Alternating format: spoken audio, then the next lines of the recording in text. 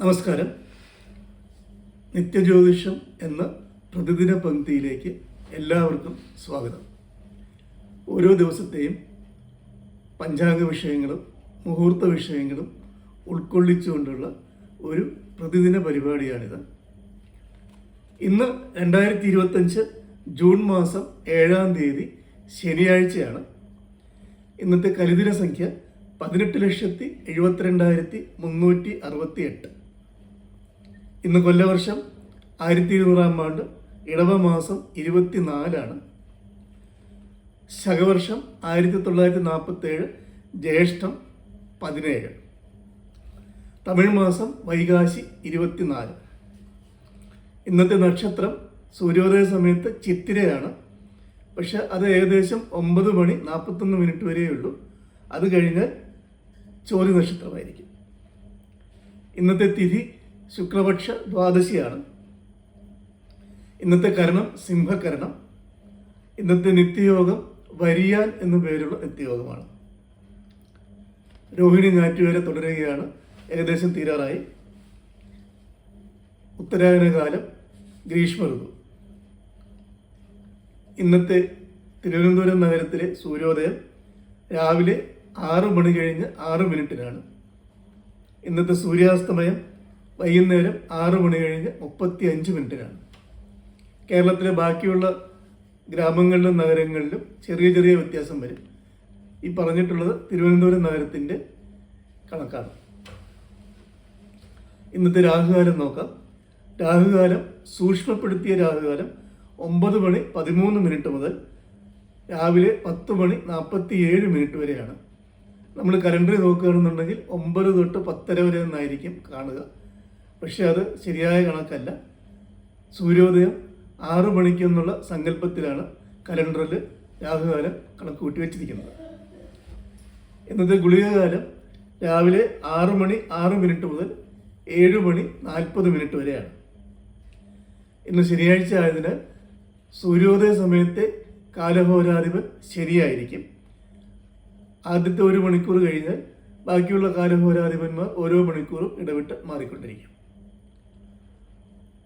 ഇന്നത്തെ അഭിജിത്ത് മുഹൂർത്തം പരിശോധിക്കാം. നമ്മൾ മുഹൂർത്ത ദോഷങ്ങളോ ഗ്രഹദോഷങ്ങളോ പരിഗണിക്കാതെ ഓരോ ദിവസവും ശുഭകാര്യങ്ങൾ ചെയ്യാൻ ഏറ്റവും അനുയോജ്യമായ സമയമാണ് അഭിജിത്ത് മുഹൂർത്തം കൊണ്ട് ഉദ്ദേശിക്കുന്നത്. ഇന്നത്തെ അഭിജിത്ത് മുഹൂർത്തം 11:57 മുതൽ ഉച്ചയ്ക്ക് 12:19 വരെയാണ്. അതിനുശേഷം വീണ്ടും 12:23 മുതൽ 12:45 വരെ തുടരും.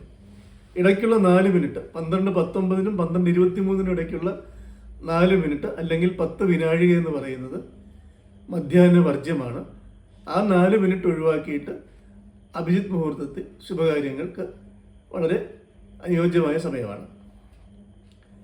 ഇന്നത്തെ ചന്ദ്രാഷ്ടമം നോക്കാം. ചന്ദ്രാഷ്ടമം മീനക്കൂറിൽ ജനിച്ചവർക്കാണ്.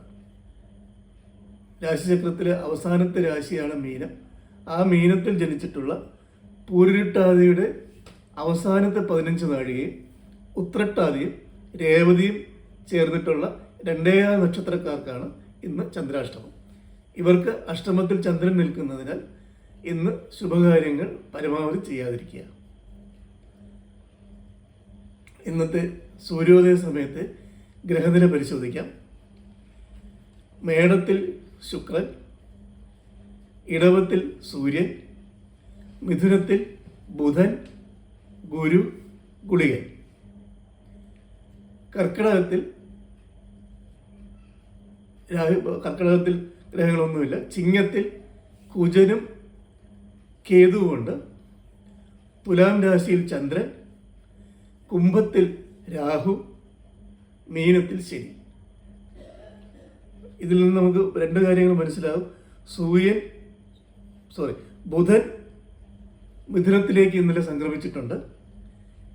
അതേപോലെ കുജൻ കർക്കിടകത്തിൽ നിന്നും ചിങ്ങത്തിലോട്ട് മാറിയിട്ടുണ്ട്.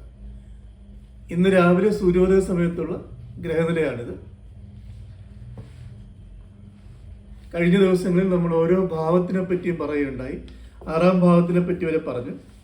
ഇനി നമുക്ക് 7-ാം ഭാവം കൊണ്ട് ചിന്തിക്കേണ്ട കാര്യങ്ങൾ എന്തൊക്കെയെന്ന് നോക്കാം. 7-ാം ഭാവം കൊണ്ട് ചിന്തിക്കേണ്ടത് വിവാഹം, ഭാര്യ അല്ലെങ്കിൽ ഭർത്താവ്, ശയനഗൃഹം, നഷ്ടം വരുന്ന പദാർത്ഥങ്ങൾ, നഷ്ടം വന്ന പദാർത്ഥങ്ങൾ, ഗമനാഗമനം തുടങ്ങിയ കാര്യങ്ങളാണ് 7-ാം ഭാവം കൊണ്ട് ചിന്തിക്കേണ്ടത്. 7-ാം ഭാവത്തിലെ കളത്രഭാവം എന്നാണ് പൊതുവെ പറയപ്പെടുന്നത്. അടുത്തത് 8-ാം ഭാവമാണ്. 8-ാം ഭാവം ആയുർസ്ഥാനമാണ്. 8-ാം ഭാവം കൊണ്ട് സർവനാശങ്ങളും ആപത്തുകളും, ഭൃത്യന്മാർ അല്ലെങ്കിൽ ദാസന്മാർ, മാനഹാനി, മരണവൃത്താന്തം തുടങ്ങിയ കാര്യങ്ങളാണ് 8-ാം ഭാവം കൊണ്ട് ചിന്തിക്കേണ്ടത്. അടുത്തത് 9-ാം ഭാവമാണ്. 9-ാം ഭാവം കൊണ്ട് ചിന്തിക്കേണ്ടത് പിതാവ്, ഗുരുജനങ്ങൾ, ഭാഗ്യം, പുണ്യം, ദയ, തപസ്, ധർമ്മം, മക്കളുടെ മക്കൾ, അതായത് പേരക്കുട്ടികൾ. ഈ കാര്യങ്ങളാണ് പ്രധാനമായിട്ടും 9-ാം ഭാവം കൊണ്ട് നമ്മൾ ചിന്തിക്കേണ്ടത്. ഭാഗ്യസ്ഥാനം എന്നാണ് പൊതുവെ 9-ാം ഭാവത്തിന് പറയുന്നത്. ബാക്കിയുള്ള ഭാവങ്ങളെ പറ്റിയുള്ള പരാമർശങ്ങൾ അടുത്ത ദിവസം തുടരുന്നതായിരിക്കും. ഇന്നത്തെ നിത്യജ്യോതിഷം ഇവിടെ അവസാനിക്കുകയാണ്. ജ്യോതിഷ വിശ്വാസികൾക്ക് പ്രയോജനപ്പെടും എന്ന് പ്രതീക്ഷിക്കുന്നു. എല്ലാ ദിവസവും രാവിലെ വീഡിയോ അപ്ലോഡ് ചെയ്യാൻ ശ്രമിക്കുന്നതായിരിക്കും. എല്ലാവരുടെയും സഹകരണം പ്രതീക്ഷിക്കുന്നു. നന്ദി, നമസ്കാരം.